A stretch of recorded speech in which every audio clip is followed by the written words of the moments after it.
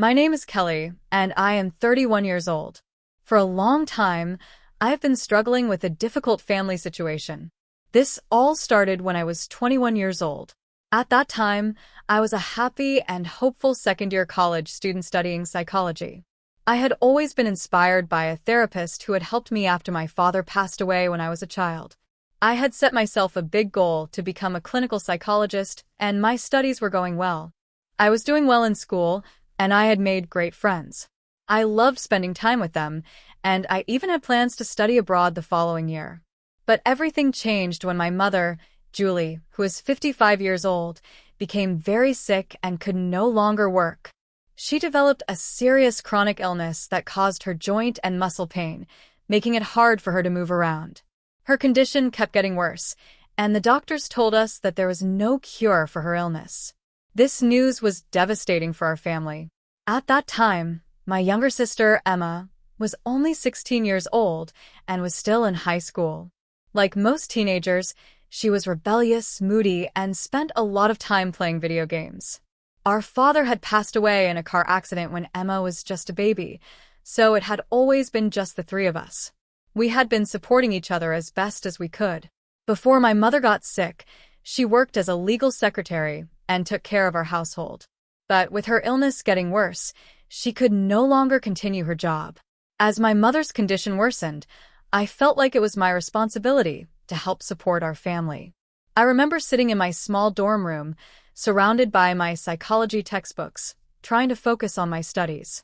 But in that moment, I realized that I would have to give up the dreams I had for myself. It was a tough decision, but there didn't seem to be any other choice.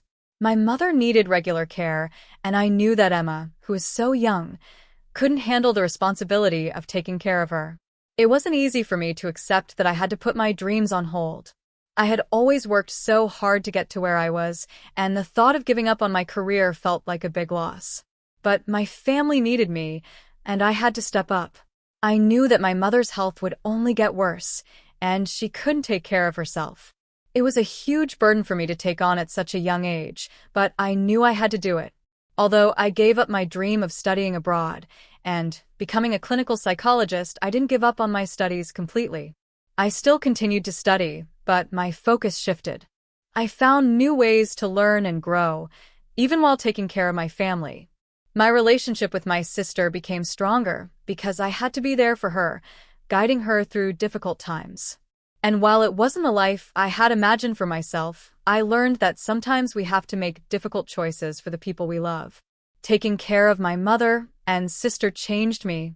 It made me more responsible, more compassionate, and stronger than I ever thought I could be. Even though it wasn't easy, I never regretted putting my family first.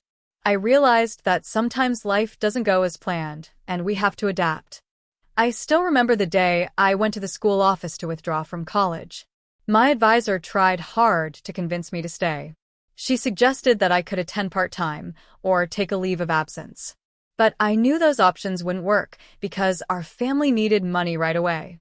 There was no time to wait. At just 21 years old, I made the difficult decision to drop out of college and start working full-time. My first job was as a receptionist at a small accounting firm. The pay wasn't much, but it was steady. I also moved back home to live with my mom and sister, Emma, so we could save money on rent. The first few months were really tough. I had left behind my exciting college lectures and study groups for a job where I mostly answered phones and did office work. In the evenings, I helped my mom with her therapy and made sure Emma stayed on track with her schoolwork. At night, I often wondered if I had made the right choice, but I always found a way to keep going. I used to believe that someday my mom's condition would get better, Emma would become independent, and I could go back to school. Even though that hope started to fade, I held on to it. As the years went by, it felt like my dream was getting further away, but I still kept believing in it while dealing with what was happening in my life. I started as a receptionist, but after a while, I was promoted to an administrative job. This gave me a slight pay raise, which helped cover our living costs and my mom's medical bills.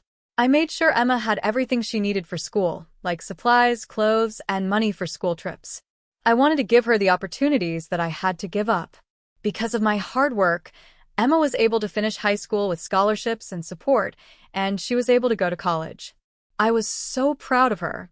It made me happy to see that at least one of us in the family would earn a degree.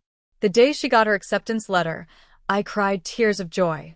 To celebrate, I took her to an ice cream shop, just like my parents had done for me when I did well in school as a child.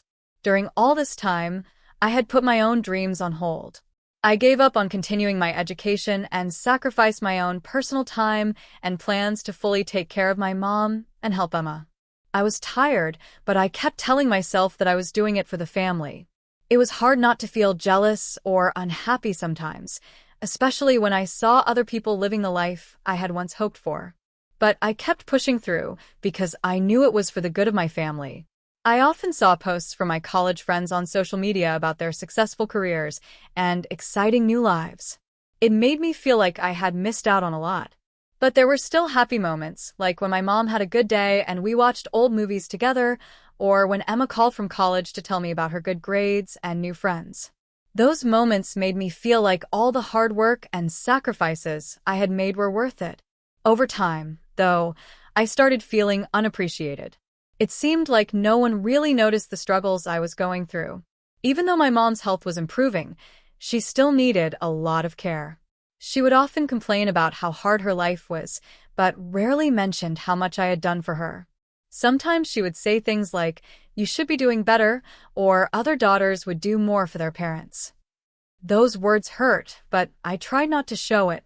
Emma also started to change once she went to college. At first, she called me every week, excited to talk about her classes and campus events.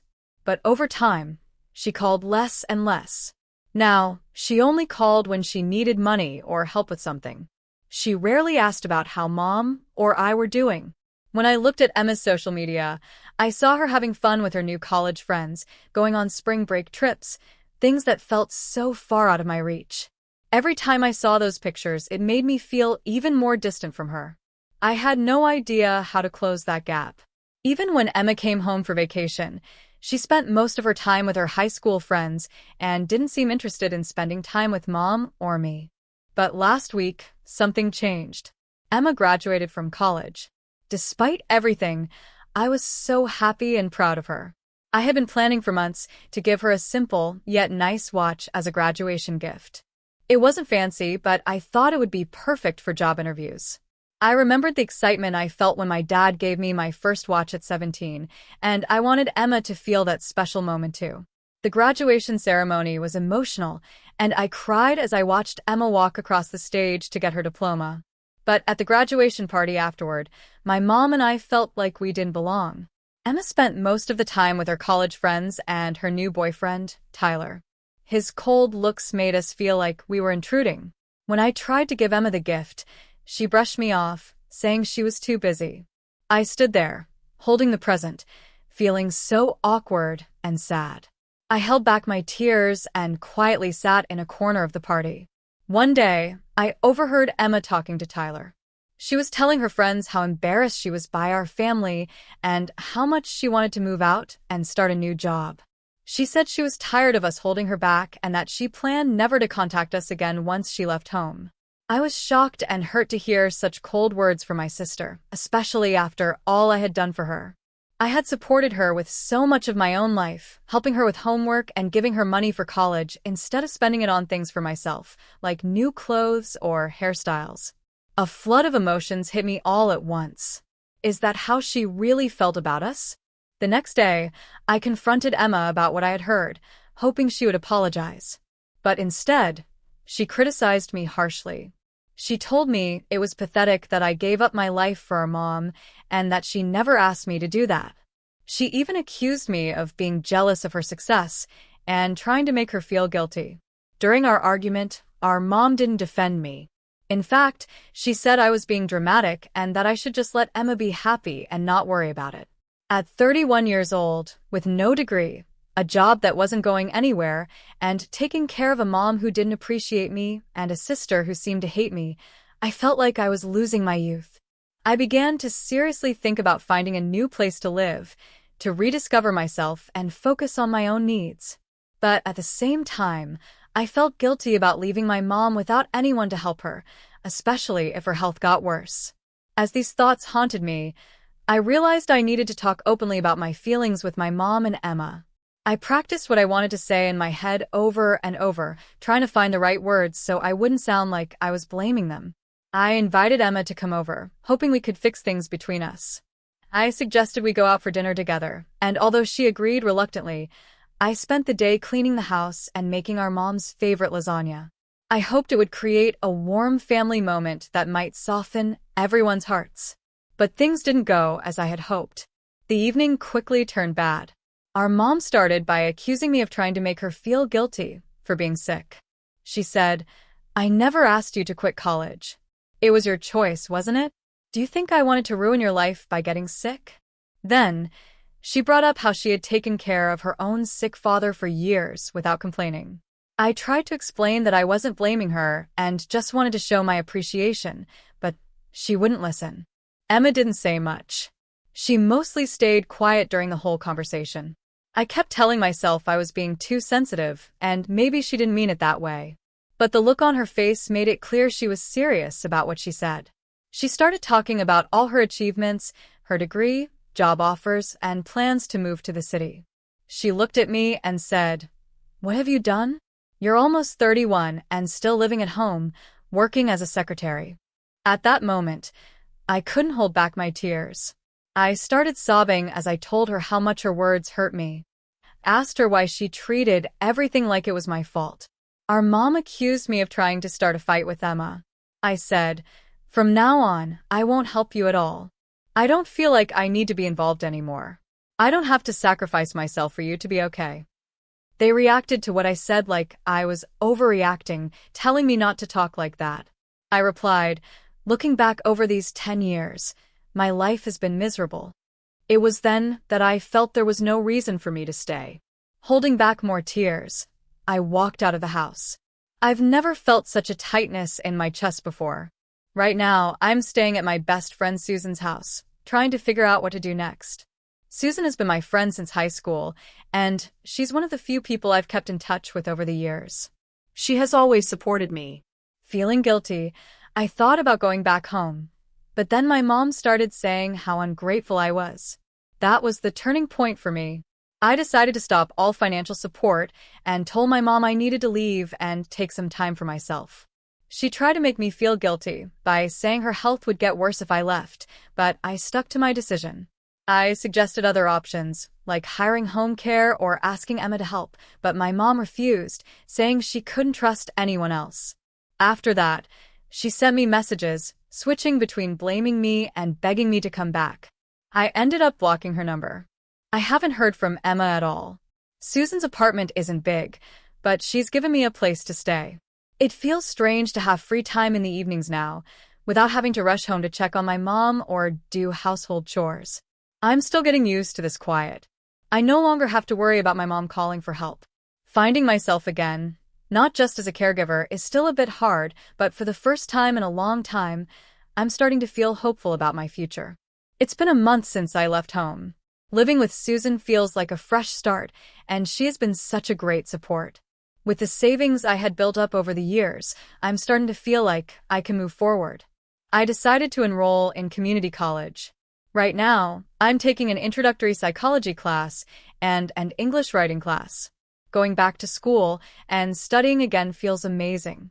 The first time I went to class after so many years, I felt both excited and nervous. I hadn't been in school for a long time, so I was worried about being the oldest student and whether I could keep up. But it turns out, my worries weren't necessary. There were other adult students in the class, some of them even older than me. Balancing household duties, work, and school has been very hard, but social life in this new setting is a different kind of stress. This kind of stress feels more like it's about growing and improving, not just about getting by. I have also started therapy to work through my feelings about my family. Talking to a professional has helped a lot. She has shown me how to set boundaries and improve my self-esteem. We've also discussed why I always thought it was natural to put everyone else first. Last week, I ran into my Aunt Emily at the supermarket. I've always been close to her, and she's like a second mother to me. She asked me why I hadn't been answering my mom's calls. I briefly explained my situation. There are times when I feel relieved that I don't have to carry all the burdens alone, especially since I've had some support from work and family. One day, my aunt invited me to a nearby cafe for an important conversation. She said, "Kelly, everyone in the family knows how much you've sacrificed for your mom and Emma over the years. You dropped out of college when you were 21 and have supported the family since then. I want to help you." My aunt decided to give me part of her inheritance. After going through all the paperwork, I received $70,000. This unexpected support has opened up many new possibilities for my life, but what made me happiest was that someone finally recognized all my hard work. Thanks to my aunt's help, I've been able to take the first steps toward a new life. I've started looking for a new job. Last week, I applied for an entry-level position in the HR department of a local nonprofit organization, and I got hired. The salary is a bit higher than my current job, and it offers chances for career growth. Most importantly, the job is meaningful and matches my interests. Overall, I feel cautiously optimistic as I continue to move forward. I've also started hiking again, a hobby I used to love but hadn't had time for in years. I know I still have a long way to go. It will take time to heal from the years of codependency and rebuild my life. But I'm determined to stay positive, no matter how difficult it gets. Even when I face challenges, I am learning to trust myself and my choices. As a result, I've started to see significant changes that are very different from my life before. I was able to find the courage to make these changes, and my strong interest in psychology played a big part in that. For the first time, I want to experience a job where my efforts are recognized and appreciated. I'm still taking community college classes, and they're going well. Next year, I'll earn my associate degree. With my aunt's support, I plan to transfer to a 5-year university to get a bachelor's degree in psychology. Balancing school and work isn't easy, but I'm more motivated than I've ever been before. Thanks to living with Susan, I feel connected to a community of family and friends. There are still tough times, but I try not to focus on them too much. With my therapist's help, I'm learning how to deal with these emotions and set healthy boundaries. Emma finally graduated and moved to another place to start her new job. She sent me a message saying she wants me to keep doing well, even though she's not around anymore. I didn't reply to her message. It makes me sad that our relationship will never be the same as it once was. I remember the good times we had, but I also know I need to accept the changes. I hope there might be a chance for us to talk in the future, and that chance came sooner than I expected. Before Emma moved out, we met up one more time. When I arrived, I almost decided to leave the room, but I chose to stay and listen to what they had to say. At first, the atmosphere was very tense, and it was uncomfortable. My mom looked older and more tired than I remembered. I felt guilty for a moment, but then I remembered why I decided to leave home in the first place. As the night went on, my mom started to open up. She acknowledged the support I had given her and admitted that she had taken me for granted for many years. She said she was afraid of losing me completely. She also shared that she is now learning to prioritize herself without being selfish. There are still challenges. I'm still figuring out how to balance my own needs with caring for others in a healthy way. I'm working on forgiving my family, but I'm also making sure I don't allow myself to be taken advantage of again. It's a process, and I know there will be both good and bad days, but I feel like I'm on the right path. I'm proud of myself for having the courage to make these changes. For months after I left home, I got news from my Aunt Emily that my mom had been hospitalized. She had been rushed to emergency care because her autoimmune disease had gotten worse, and it was clear she couldn't live alone anymore. Since I left, her condition had gotten much worse. She often forgot to take her morning medication, struggled with her rehabilitation, and couldn't manage household tasks. She refused meal delivery services, saying she didn't trust food prepared by others. She also found it hard to shop, even at the nearby supermarket.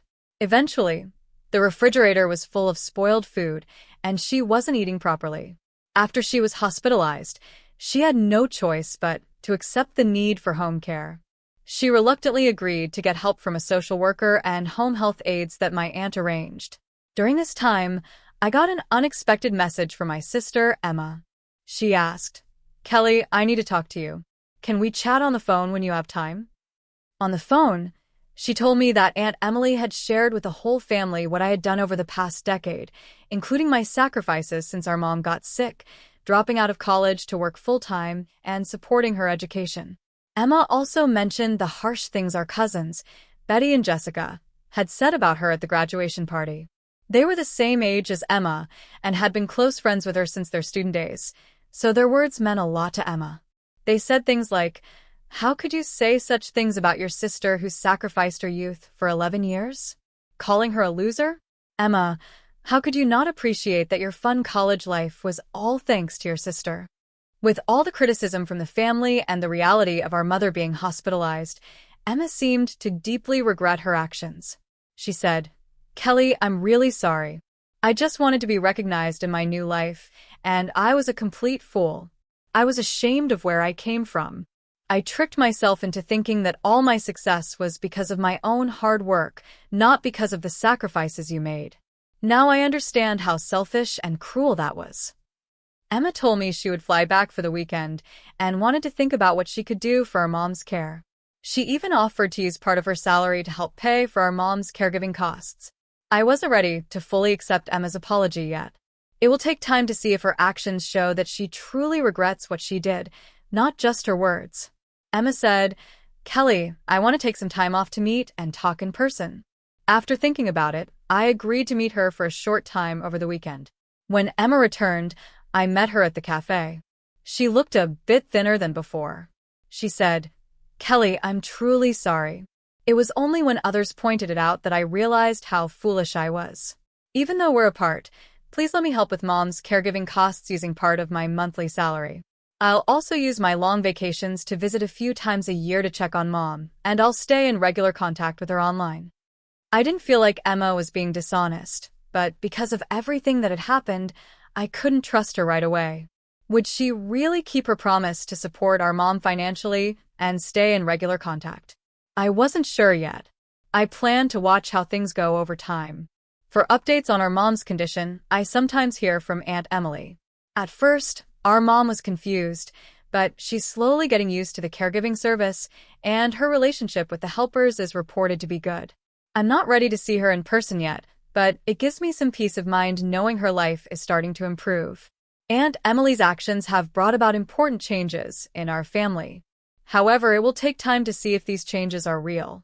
For now, I'm focusing on my studies and work while keeping an eye on things from a distance to see if everyone in the family is doing what they need to do.